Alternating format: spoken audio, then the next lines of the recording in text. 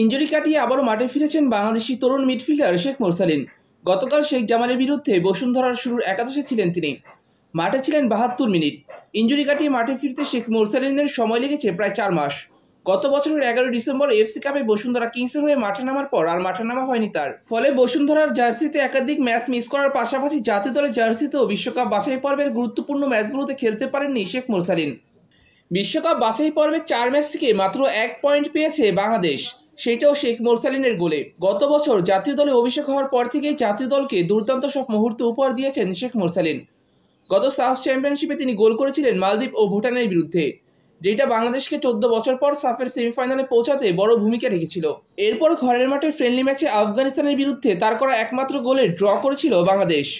তারপর বিশ্বকাপ বাছাই পর্বের ম্যাচে লেবাননের বিরুদ্ধে ডি বক্সের বাইরে থেকে গোল করে বাংলাদেশকে ১ পয়েন্ট এনে দিয়েছিলেন শেখ মোরসালিন। ভুটান, আফগানিস্তান, লেবানন এই ৩ দলের বিরুদ্ধেই পিছিয়ে পড়ার পর বাংলাদেশকে সমতায় ফিরিয়েছিলেন তিনি।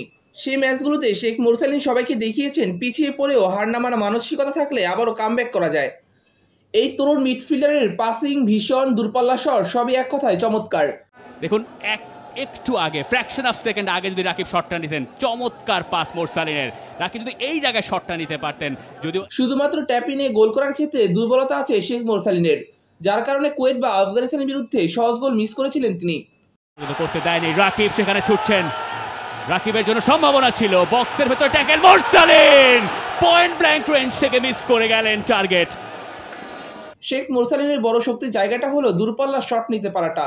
জাতীয় দলের হয়ে ৪ গোলে ৩টি তিনি করেছেন ডি বক্সের বাইরে থেকে। এছাড়া বিপিএলে বসুন্ধরা কিংস বা শেখ রাসেলের বিরুদ্ধে ডি বক্সের বাইরে থেকে গোল রয়েছে তার। গত বছর দুর্দান্ত পারফরমেন্স করার সুবাদে কুল বিএসপি অ্যাওয়ার্ড শোতে ২ ক্যাটাগরিতে পুরস্কার জিতেছেন Sheikh Morsalin. Imaging sports person of the year এবং পপুলার চয়েস অ্যাওয়ার্ড ক্যাটাগরিতে পুরস্কার জিতেছেন তিনি।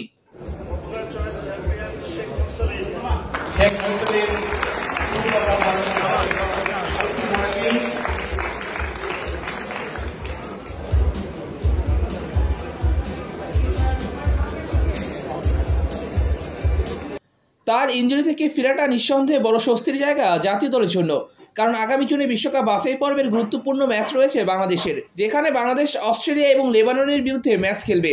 সেই ম্যাচগুলোতেও আমরা গোল দেখতে চাই শেখ মোরসালিনের কাছ থেকে। আশা করি শেখ মোরসালিন আবারও ফিরবেন তার পুরনো রূপে। কিন্তু ভালো একটা চান্স রয়েছে সেখানে, মোরসালিন লং রেঞ্জে শট, মোরসালিনের বাংলাদেশের ভিতরে ঢুকে পড়েছেন, বিশ্বনাথে ক্রস, মোরসালিনের গোল। বাংলাদেশ সমতায়, কিংস আরেনায় বাংলাদেশের